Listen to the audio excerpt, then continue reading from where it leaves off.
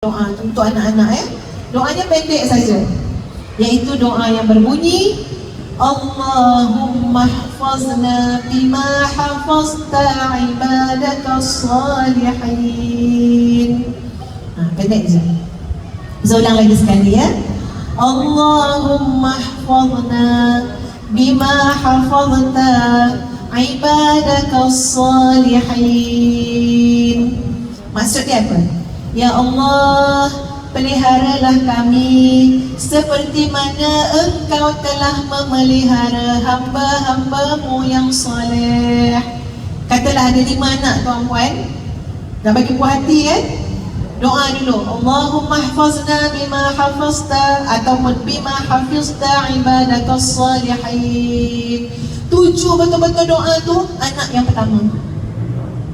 Biar terasa betul, Tuhan, ni anak pertama aku, kelebihan dia macam ni, kukuhkan, kekurangan dia macam ni, perbaiki ya Allah, ya, kelemahan dia sempurnakan. Tumpu ke anak seorang.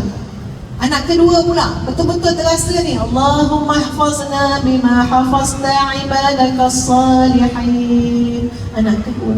Anak ketiga ulang. Mak ustazah tuan-puan, minta maaf lah saya share. Kami masa ustazah balik kampung, tengok mak kan, ni sejadah mak tu memang tak boleh angkat-angkat, memang kat situ duduk dia. Tepi-tepi tu puan, mak susun bantal. Jadi ustazah masuk dalam bilik mak, ambil bantal, letak dekat atas tilam. Lepas tu mak masuk, mak kata lah, siapa ni yang letak bantal atas katil ni? Mak saja susun bantal tu kat situ. Saya kata, mak apa mak susun bantal tepi sejadah? Tak tengok ke bantal tu bergambar? Jadi rupa-rupanya bantal kecil-kecil tu dia ada print gambar anak sulung dengan isteri dan anak-anak. Bantal kedua, anak kedua dengan suami dan anak-anak. Jadi ada 6 anak, 6 bantal. Ustazah ni pergi letak ke atas.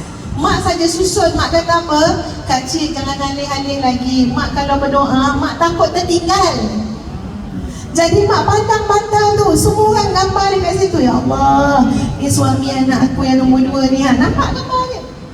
Takutnya mak tu tertinggal salah seorang daripada anak cucu, menantu, anak-anak. Sebab apa? Sebab doa ni adalah benih terbaik yang kita tanam di ladang kita. Ya, Masya Allah. Ya, kalau kita baca tasawuf ke apa, kita tahulah, Masya Allah, doa ni memang satu benda yang ajaib. Adik kakak sekalian, maka doa Allahumma hafazna bima hafizta ibadakas salihin. Ya, sebagai ibu ayah, pastikan rezeki yang kita bawa balik menjadi darah daging anak-anak kita dan rezeki yang halal. InsyaAllah, kalau kita benar-benar menjaga titah perintah Allah, maka Allah akan menjaga anak-anak kita seperti mana Allah menjaga hamba-hambanya yang salih. Aqulu qawli hadza astaghfirullahalazim li wa lakum. Assalamualaikum warahmatullahi wabarakatuh.